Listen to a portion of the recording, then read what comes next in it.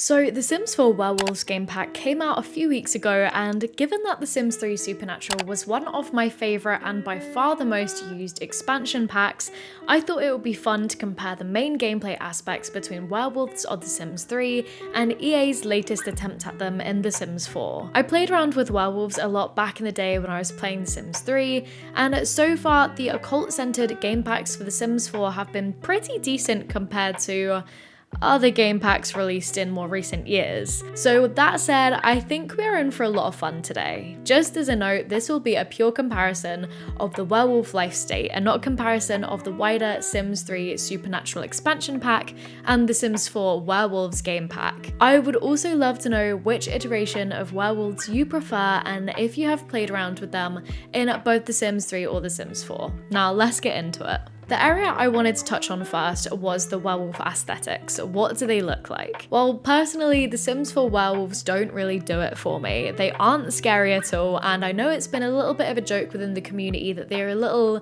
furry-like. I'm not trying to yuck anyone's yum, but the aesthetic is just not for me. I just don't like the fact that they have essentially plastered a furry texture onto the human sim form. In places, the texture clings too close to the body and not enough in others. It's just a little bit uncanny valley to me. On the other hand, in The Sims 3, a Sims werewolf form doesn't deviate from their human form all that much. It's mainly in the face. They almost have tusk-like fangs which come out, and they walk in a very hunched over, intimidating fashion. They also sprout a lot more body hair, but not to the extent of growing a full-on pelt like what we see in The Sims 4. Overall, I like how in The Sims 3, werewolves look kinda nasty, but in a good way. While in The Sims 4, werewolves, even with the more advanced customization options, look too squeaky clean for me. But this may be down to my general preference of The Sims 3's more realistic aesthetic in comparison to the more plasticky aesthetic of The Sims 4. Moving on to the bulk of this video is focusing on werewolf gameplay. So let's start with becoming a werewolf. The three main ways of becoming a werewolf overlap in both The Sims 3 and Sims 4. These include, firstly, creating a werewolf in Create a Sim. I won't really be going into it here, but as I mentioned, in The Sims 4, like customization options for cats and dogs, you can create some pretty funny and unique looking beasties. Second, you can be born a werewolf, and the chances of which differ depending on whether one or both of the parent Sims were werewolves. And finally, being bitten by a werewolf. I find it really funny how in The Sims 3, this interaction can fail and it results in the Sim you were trying to bite turning around and bonking you in the head with a rolled up newspaper. In The Sims 4, being bitten by a werewolf results in your sim contracting werebees. This is the disease passed on through the cursed bite. I like how you can actually cure this if you're fast enough, which puts a stop to your sim transitioning into a werewolf. Also in The Sims 4, you can accidentally contract werebees if a human sim goes wandering around in the tunnels underneath Moonwood Will. So again, given the random chance of this happening to your human sims, I like the fact that we have the option to cure the disease before it actually turns them. So now that you're a werewolf, what can you actually do? What makes werewolves different from regular human sims? Right off the bat, werewolf sims in both games have access to multiple wolf-specific interactions, which vary depending on whether your sim is interacting with a human or another werewolf. And these definitely share some similarities. Like in The Sims 3, you can inappropriately sniff other sims, while in The Sims 4, you can sniff and introduce yourself to other sims. Like I mentioned earlier, with sims essentially scolding werewolves who fail the cursed bite interaction by hitting them with a newspaper. Other pretty goofy but cute interactions with werewolves include being able to play fetch with them and also being able to rub their bellies, in The Sims 3 that is. In The Sims 4, some interactions with other werewolves are locked until your sim has the ability to transform at will, which I really like. Before I realized this was a hidden ability which could be unlocked, it was really fun to have something to aim towards. Some of these interactions between werewolves include being able to spar and play tug of war. Next, a big thing which I want to focus on is hunting. I love playing rags to riches challenges when I boot up a new household, so I really appreciate new, less conventional ways to earn cash in The Sims. In The Sims 3, hunting is pretty simple. Once your sim is in werewolf form, into which you can transform at will, unlike The Sims 4, you can click the ground and you'll have the option to hunt solo. After that, your sim will basically run around an area for a little while until you get a pop-up explaining what your sim found while hunting. So after revisiting hunting in The Sims 3, werewolves are actually pretty overpowered. After one day of hunting, my sim probably made a good few hundred simoleons, and I am actually excluding the fact that the second thing I found was Tiberium. If you don't know what Tiberium is, this is a gem which was introduced in The Sims 3 World Adventures expansion pack, and I guess it's almost like a radioactive gem which, once left on the ground when it's been cut, it matures after a couple of days and it can be worth a stupid amount of cash. So between the developed Tiberium and the smelted supernovium ore I found, I made almost 50,000 simoleons within 2 days of gameplay. If I were playing a rags to riches in this save file, it basically would have destroyed the challenge because after mashing the hunt solo interaction for a few days, I was already loaded. I will say, however, that werewolves kind of make the perfect companion to witch sims who are already dabbling in the alchemy skill, as potions unlocked at later levels require a good few rare ingredients including critters and fish. So having a high level werewolf in the household who has the ability to hunt for a specific type of item would be really helpful in trying to gather those ingredients. Also, the Sims 3 open world loving part of me does want to say that as overpowered as it is, werewolves and hunting really do show off the expansiveness of the Sims 3 collectible system and how it is an actually viable way of earning a living when you come across these rarer, more expensive gems and metals, which are notably missing from The Sims 4. And with this being said, hunting with werewolves in The Sims 4 is nowhere near as profitable as it is in The Sims 3. However, what I do love about hunting in The Sims 4 is that it is an ability which must be unlocked by werewolves, unlike in The Sims 3 where you have access to it right from the start. The first level of this ability allows your sim to scavenge in the ground, then the one above it allows you to enhance your smell. This essentially generates a little stink cloud which indicates where a collectible may be located. I like this system of progression a lot. However, I wish there was better payoff, because at the moment, the vast majority of what my sim was finding, including books which were introduced in the game pack, as well as the Moonwood Mill relic collection. So there's not a whole lot of variety there, and I'd be interested to see what scavenging in other worlds may turn up. I've not actually tried this thinking about it, so if any of you guys in the comments have tried it, please let me know down below. But anyway, I think this progression system could have also included a third tier, which maybe lets you dig deeper to find rare metals or collectibles. And this could have been a great opportunity to introduce a higher value of collectibles, and also perhaps a processing system, like being able to smelt ore and cut gems to increase their value. But a simmer can dream, I guess. But on a more positive note, one thing I do like about The Sims 4 is how you can send your sim off to hunt for food if you have that ability unlocked. But I also think that this system could have been fleshed out a tiny bit more. Now, so far, I know I've mentioned the word progression a lot in relation to the werewolves of both The Sims 3 and 4, so let's talk more about that now. In The Sims 3, the progression system is hidden.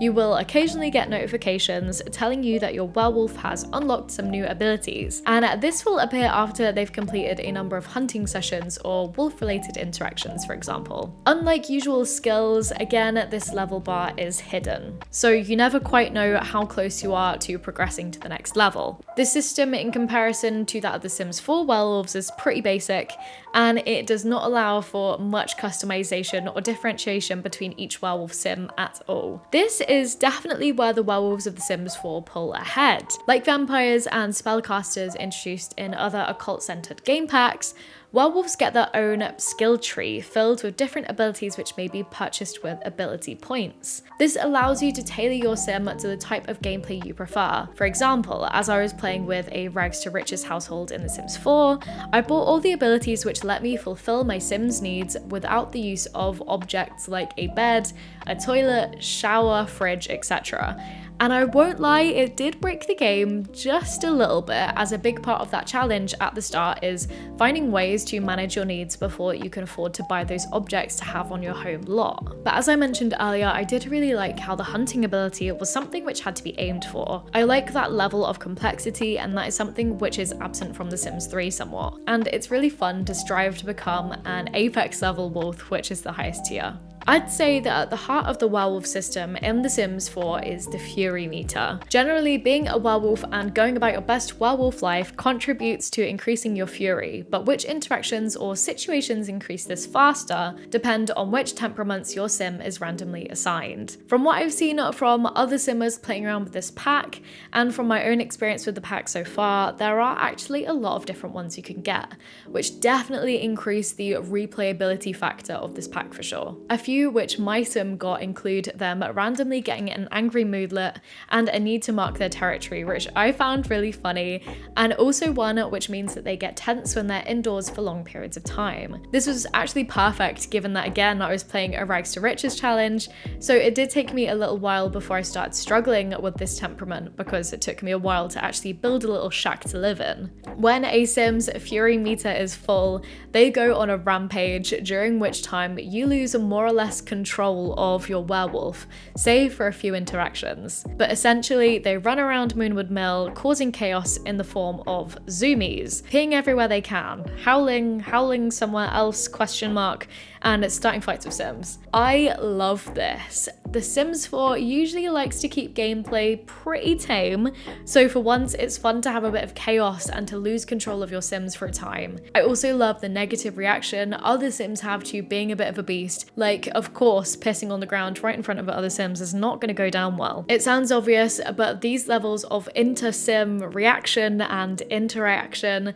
I absolutely love, and I think it's an area which The Sims 4 sometimes falls down on, so it's great to see the devs picking up the ball a little bit here. As I mentioned earlier, you can eventually unlock the ability to have mastery over when you transform, but this does not apply when you're rampaging. You can, however, purchase the Somber Howl ability, which decreases your fury, but this does have a big cooldown period, so you have to be selective when you use it. And there's another ability which lets you attempt to stop raging.